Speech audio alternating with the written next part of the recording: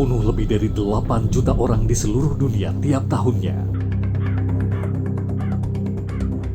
7 juta kematian diakibatkan langsung oleh perokok aktif dan sekitar 1,2 juta menimpa perokok pasif.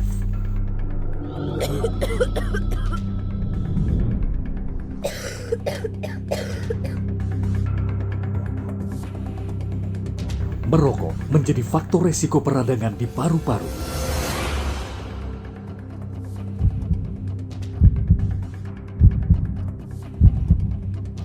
Karakteristik perokok yang sering abai terhadap protokol kesehatan tak kalah membahayakan. Merokok juga menjadi penyebab munculnya penyakit-penyakit tidak menular seperti penyakit jantung, kanker, penyakit saluran pernafasan, dan diabetes. Orang-orang yang memiliki komorbid tersebut memiliki resiko kematian tinggi saat terpapar COVID-19. Dan tidak benar merokok dapat mencegah penularan COVID-19. Stop merokok, cegah COVID-19.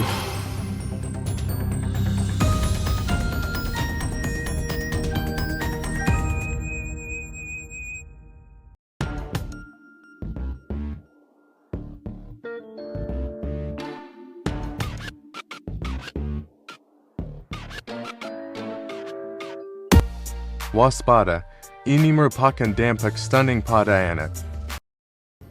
Stunting merupakan masalah gizi kronis yang sering terjadi pada anak. Untuk menciptakan generasi penerus yang sehat dan bebas stunting, berikut merupakan cara untuk meminimalisir potensi stunting pada anak melalui program ABCDE. A. Aktif minum tablet tambah darah. B. Bumil teratur periksa kehamilan minimal 6 kali. C.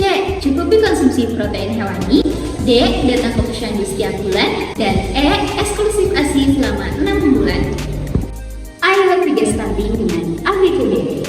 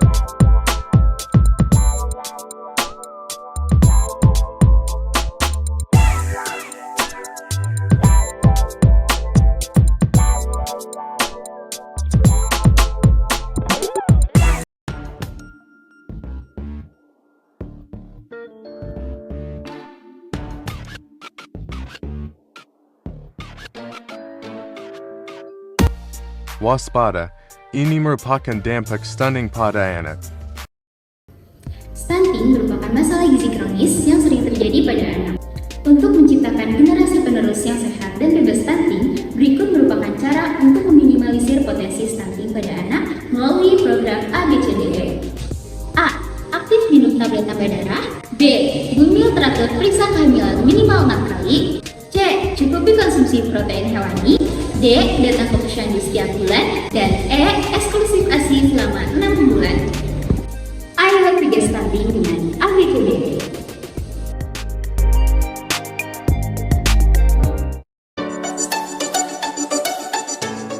Dokter tersebut mendiagnosis sebagai stunting itu bukan karena kelainan. Itu biasanya karena faktor dua hal yang utama. Dia harus ada nutrisi yang tidak adekuat, yang kedua ada faktor infeksi kronis.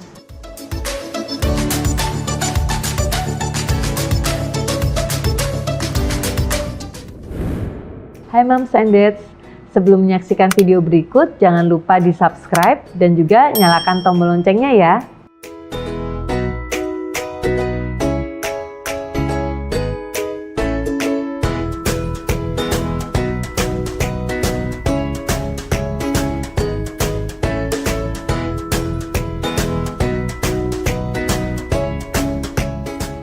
Jadi yang disebut stunting itu apabila seorang dokter mendiagnosis stunting, anak tersebut pendek. Jadi tinggi badannya di bawah grafik normal paling bawahnya, kemudian dilihat juga berat badannya, dia harus kurus.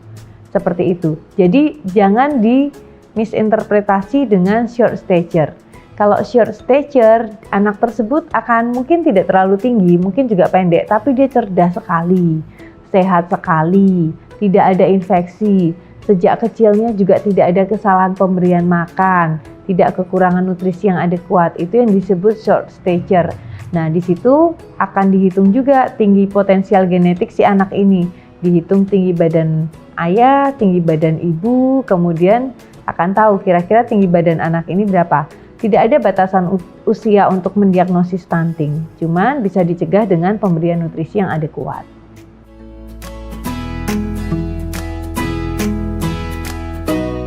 Jadi penyebab stunting itu karena tadi faktor infeksi, karena dia terinfeksi sejak lama, ada infeksi yang kronis, yang penyakit yang menyertai sehingga pertumbuhan badannya terganggu, penyerapan nutrisinya terganggu, mengakibatkan dia pendek dan kurus. Satu lagi nutrisi yang tidak adekuat. Jadi apabila anak tersebut sejak masa kecilnya dia mendapat asupan nutrisi yang inadekuat sehingga menyebabkan kejadian yang disebut stunting itu.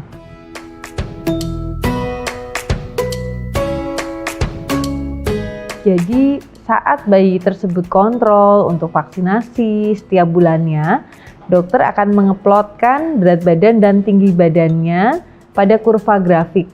Di situ akan kelihatan tiap bulan pertumbuhan berat badannya akan sudah naik sesuai grafik belum.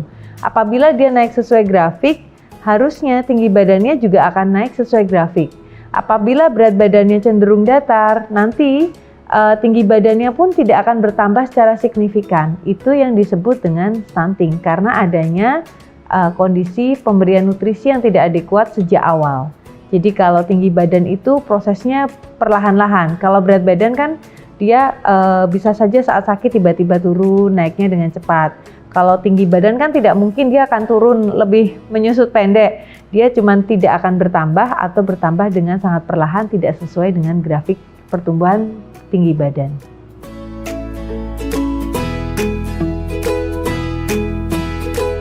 Apabila anak tersebut sudah didiagnosis stunting, akan berdampak pada seluruh organ tubuhnya, terutama untuk pertumbuhan otaknya. Kita harus tanya bagaimana rapotnya di kelas, kemudian bagaimana dia di kelas, apakah betul dia stunting atau short stature. Kalau perlu dibawa bukunya sejak awal. Kita lihat grafik berat badannya bagaimana, grafik tinggi badannya bagaimana. Apakah waktu kecilnya bagus, naik, kemudian baru mendatar setelah dia makan, kemudian tidak bertambah tingginya setelah dia makan, atau memang dia bagus sampai dia 2 tahun baru terjadi stunting. Di situ faktor genetik mulai berperan setelah di atas 2 tahun.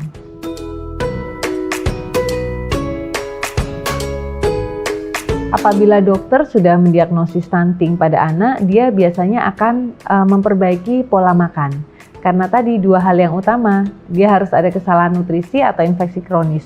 Apabila problemnya di nutrisi, dokter akan menghitung kalorinya, memberikan jadwal pemberian makannya, kemudian berapa suap, volumenya sekali makan seberapa.